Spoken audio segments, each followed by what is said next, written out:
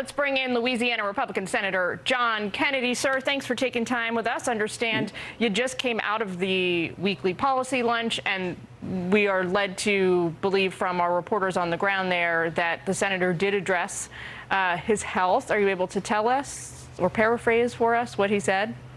Sure. First, all the press here on Capitol Hill has wanted to talk about this week is Senator McConnell. They're wetting their collective pants with delight at being able to talk about it because it keeps them from having to talk about President Biden. I mean, the polls clearly show, whether you agree or disagree, that about 60% of the American people think that President Biden can't finish a sentence without taking a nap. But the press up here doesn't want to talk about that. Now, with respect to Senator McConnell, all Republican senators just had lunch. Senator McConnell talked about his health history. He explained he's no stranger to health problems, starting with polio as a child. He's had two of these, he said, and only two of these brain freeze moments. He said he's been checked out by every specialist in Washington and all over hell and half of Georgia, and they've all given him a clean bill of health, and that he feels fine, and I take him at his word.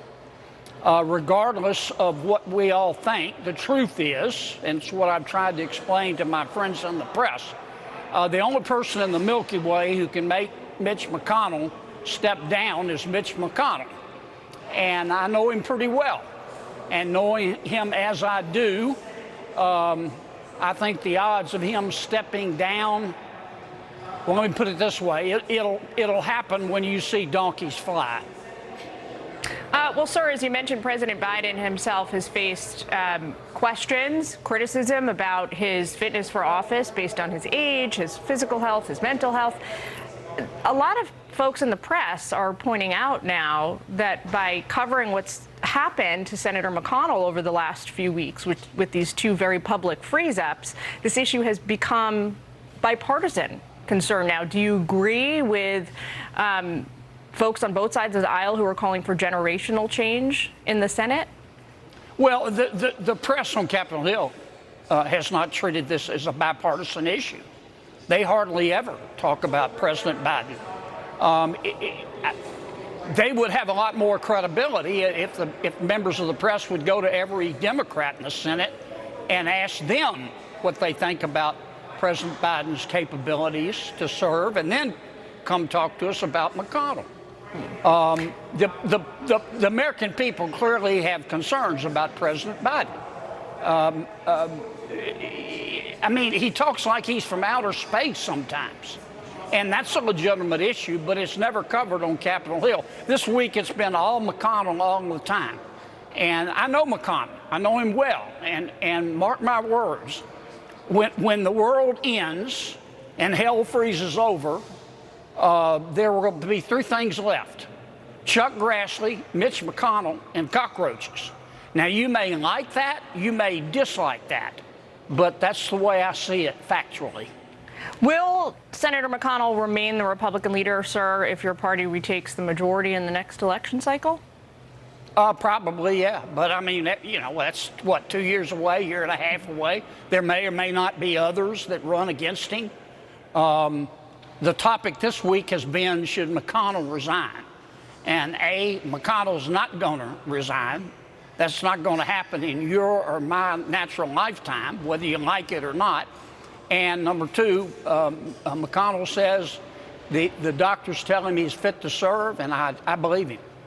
I want to make sure I ask you about the recent surge in COVID cases, sir, before I let you go. The CDC is reporting that over the last week, hospitalizations resulting from confirmed COVID cases have ticked up 15%. We are seeing some schools now, public elementary schools, institute mask mandates. How concerning are the COVID cases and then the renewed mask mandates to you? Well, COVID, nobody has said COVID is over. It's no longer a worldwide pandemic. It's more of an endemic disease. But look, I hate to say this, Jillian, but The CDC and the leadership at that time did more to undermine the institution of public health in America than anything I can think of in the last 100 years. I mean, nobody believes what the CDC says anymore, and that's really a shame. When Dr. Fauci said there's no way that the virus could have come out of Wuhan lab, and it was discovered that he had actually funded gain of control research there and tried to cover it up, that just destroyed their credibility. And nobody believes them anymore. And those who do believe them sort of go, well, you know, I guess they're right. They're just not convinced. My feeling about the mask is that if you want to wear a mask, wear it. If you don't want to wear a mask, don't wear it. But if President Biden tries to mandate mask wearings, I think he needs to call a press conference, throw away the teleprompter, come armed with the science and explain to the American people. But I don't think they'll believe him, because the polls tell me most Americans right now don't trust President Biden to make hamburger helper. And I wish I didn't have to say that, but he's brought this on himself. And, you know, public trust and confidence, Senator, in all the government's institutions across all three branches of government is pretty much lower now than it's ever been in history.